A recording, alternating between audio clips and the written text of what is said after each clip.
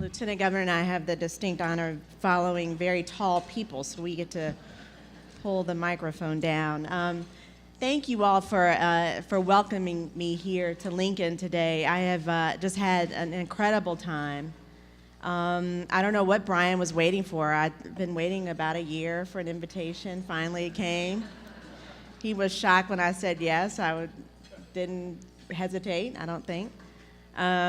This is my first visit to Nebraska. I don't know what took me so long, but I'm here, and it is beautiful. I landed at first thing this morning and got a quick tour of the city, Mr. Mayor, and it is gorgeous. Got a chance to see the West Haymarket area and the new arena, which is shining and glimmering in the sun when I came in early this morning, and got to tour a little bit of the city, and spent the morning, a wonderful morning at McPhee Elementary School, which you all saw on the video that has been, I guess, adopted by the Women's Leadership Council and the emerging leaders here in the United Way as a great partnership. And I want to say a special thanks to the principal of that school, who is really one of the most incredible leaders in education that I've ever had a chance to meet, Elaine Simpson. She is clearly committed to the children of Lincoln, especially those that are most disadvantaged.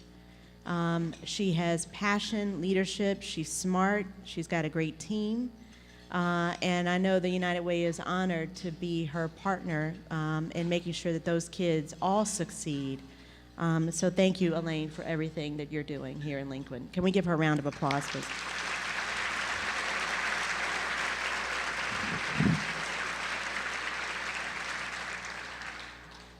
And I want to thank the Lieutenant Governor for that very warm welcome. And again, a pleasure to be here.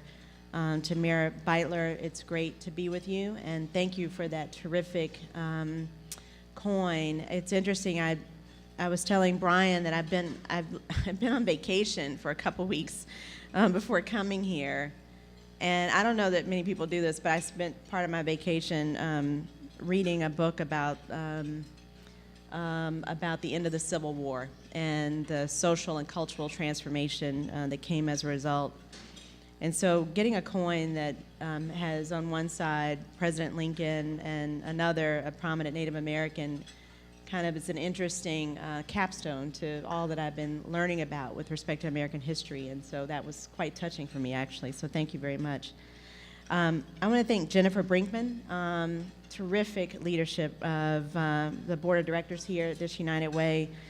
Jenny Christensen speaks as passionately about the needs of education, the involvement of women, and what's going on at McPhee Elementary School as anyone that I've ever heard, and she's been an amazing leader in women philanthropy efforts here as well. And Dr. Nancy Briggs, obviously, has clearly been at the forefront. So thank you all so much for all of your leadership and engaging women in Lincoln around not just giving, but getting involved and making a difference. And that comes back to a little bit about what I want to talk about today. I also want to thank Lincoln Benefit Life for your sponsorship of this. Thank you very much for your support. I became president, U.S. president for United Way, as Brian mentioned, not too long ago, last fall. So I'm actually coming up on a year. And I've spent this year visiting a lot of United Ways in a lot of communities. I think this is close to my 30th state that I have visited since December. And I purposely made an effort to spend time in communities with our United Ways and our partners locally, frankly, because I'm a little like you. I'm a little frustrated by what's not getting done in Washington, so it's awfully nice to come out to where things really are happening in communities. And I say that a little bit flippantly, but I actually mean it. I actually wrote a letter in response to an article that's a series that's being done by the New York Times, which in my response to that article, which was really talking about the aftermath of the economic recession and the recovery, that the real solutions of what's really helping communities rebound is really being developed by mayors and governors, and states and cities are the ones who are coming up with the most innovative approaches to what's helping people get back on track with their lives. And so part of why I enjoy coming out to places like Lincoln and other places is because I get inspired again about what's possible in this country and what's possible in terms of the opportunity for a better life for people all across America. So I want to say thank you for all that you're doing. You know, just visiting time in one school is just one school, but it actually gives me a window into the kind of philanthropic commitment, the kind of charitable spirit, the kind of commitment that the mayor talked about of how neighbors help each other to get on a path to a better life. That everyone may not be born with the same opportunities, but that doesn't mean that everyone can't enjoy the same successes in life if they're given a chance. And that's exactly what you all are doing. And frankly, as the president of United Way, I feel like every day I wake up thinking about how United Ways around the country can give that same sense of empowerment to communities all around this country, and how we at United Way Worldwide cannot stand in your way as local United Ways and communities, but actually empower you all to continue to make progress on the important goals that you're working on.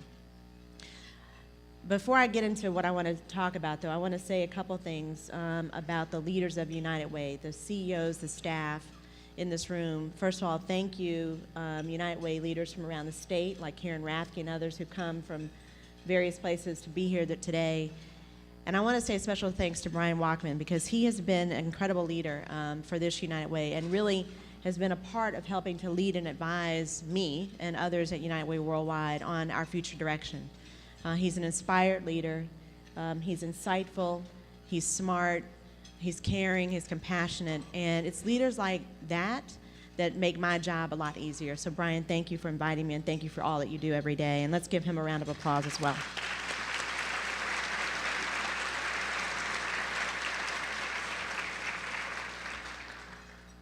And it's the leaders like Brian, like Karen, like others, other heads of United Ways that give me an opportunity to stand here and really be so proud of the work that United Way does all around the country. 1,200 United Ways in communities all around the country. We've got a United Way in every congressional district. In some states, we've got a United Way in every county, but that's another issue. We have, part of what makes United Way so special to me is the fact that we have a local presence. We have local leaders who work with local partners, who understand local communities, who develop local solutions. And frankly, there's never anyone from Washington, from United Way Worldwide, or from anyone else, anywhere else that can ever come into a community like Lincoln and tell you what your priorities are, tell you what you should be working on, or tell you how you should be focusing your commitment. That has to come from you. And when United Ways function in communities in ways that sort of galvanize what is it that we care about, what are our aspirations in community, and how can we get everyone involved in working on those things together, that really is the power of United Way. Now, a lot of folks have always known United Way in a very traditional sense, right? You've known United Way in terms of our fundraising campaigns. How many of you know about the thermometer, have seen a thermometer ever in your life associated with United Way? Raise your hand, you know the thermometer. Now, I'm not going to stand here and say the financial resources are not critical. You're working on eliminating the achievement gap in schools or helping families be financially stable. It is impossible to do that work without financial resources that can be applied in strategic ways that can make a big difference. So the fundraising, the resource development that United Ways have done traditionally very, very well is critical. You all, many of you in this room, are the beneficiaries of much of how United Way has been able to galvanize financial support across your community. But in 2013, one of the things that we know about our history in communities, our history in this country, and now our history in United Way, is that if solving the challenges that we're focused on were as easy as writing a check, we could have already solved many of the things that we're concerned about, that we're caring about. If we could just write a check to make sure that poor children can achieve at the same level as middle class and upper middle class kids, if we could write a check to make sure that kids are not experiencing childhood obesity, or that families are not experiencing poverty and pain, If we could write a check to eliminate those problems, we'd have a pretty easy job. But the fact of the matter is that it is not as easy as writing a check. And in fact, one of the things that we know, one of the reasons I love that term engage, empower, graduate, is that it often takes more than just financial resources to deal with the root causes of some of the challenges that we experience and that we see every day. Whether it's in the areas of education or financial stability or health, those are our 3 focus areas at United Way around the country. You know, those are very, very complex and complicated issues. You know, when we were at McPhee Elementary School, we talked a lot this morning, we talked a lot about the fact that you got a lot of kids that are very poor, low-income kids.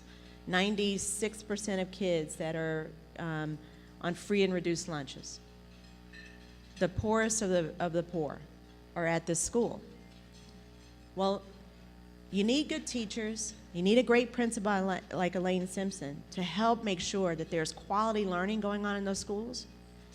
But when 30 to 40%, Elaine, I can't remember the number, of kids are moving in and out of that school every year, during the course of a school year, 30 to 40% don't even show up at the same school over the course of that one school year, there are other issues going on in that community and with those families that just having great teachers and a great principal is not going to solve.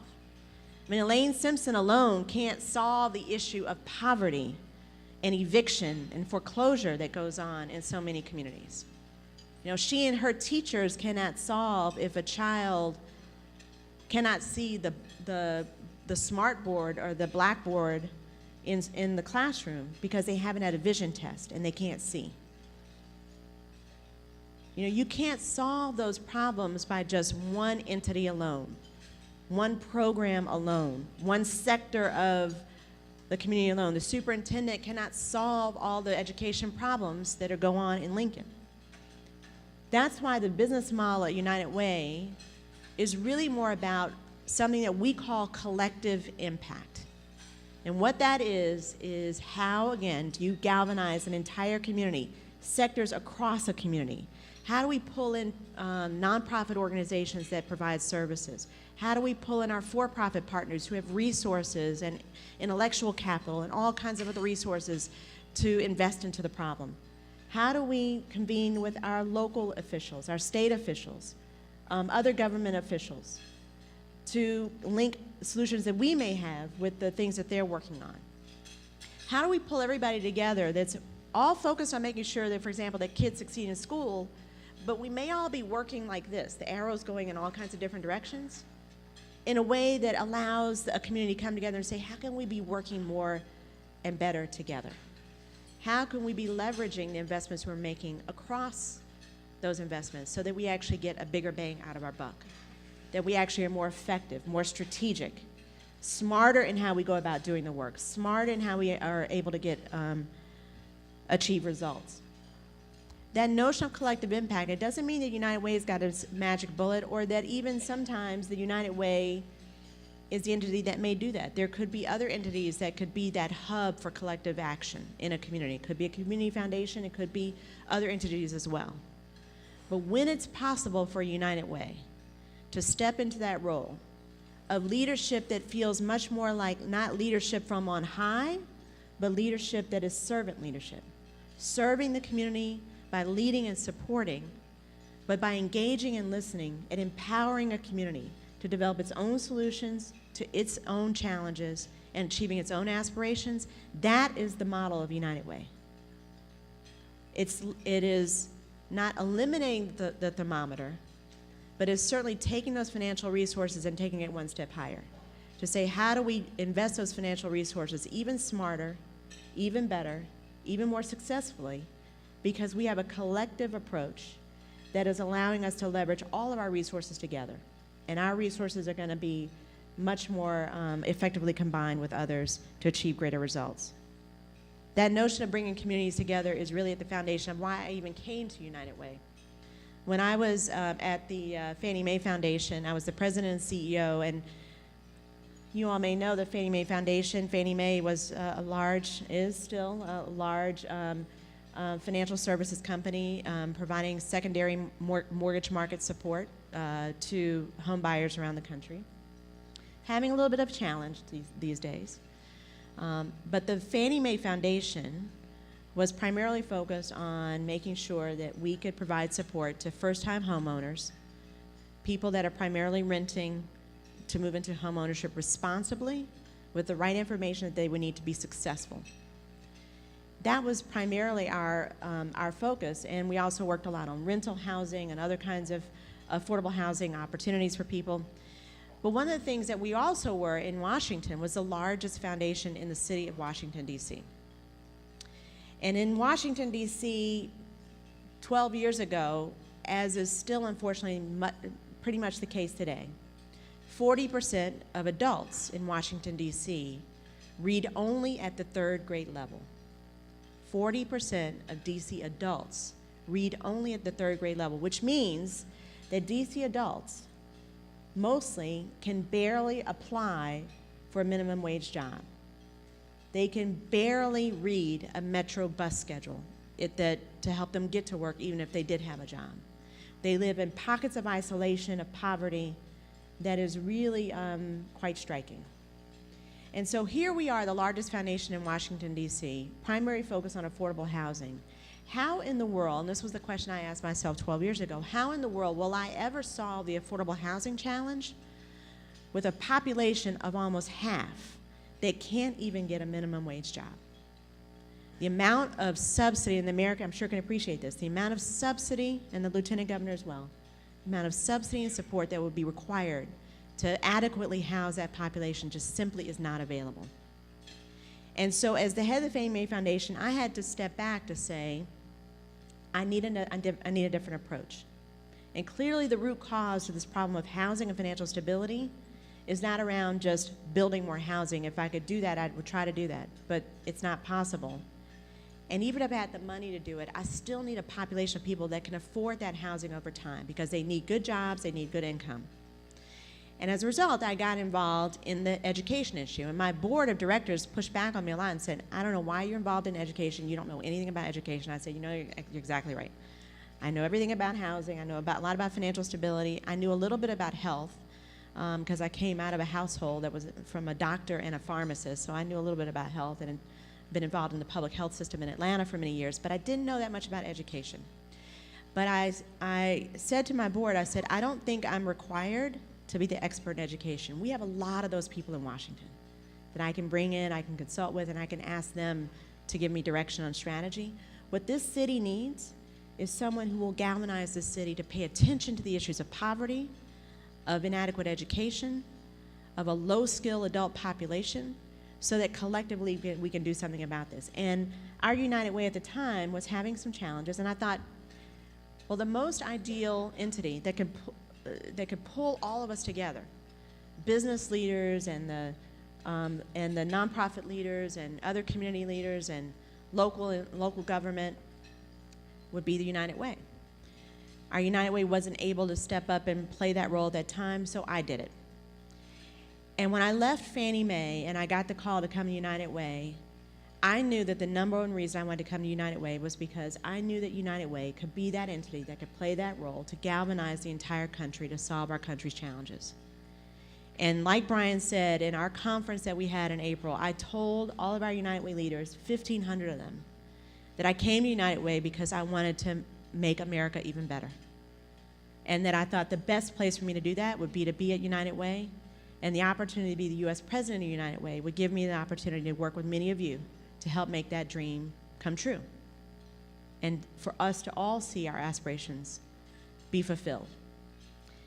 And so one of the things that inspires me so much right now about coming here to Lincoln and being the head of this great organization is the fact that we have lots of challenges that we face today in education and financial stability and health, but we have great opportunities to make sure everyone can fulfill their path to opportunity, live a better life, achieve the American dream, the way that we all may hold on to that, despite all the challenges that this country has faced. I fundamentally believe that each one of us believes in something called the American dream.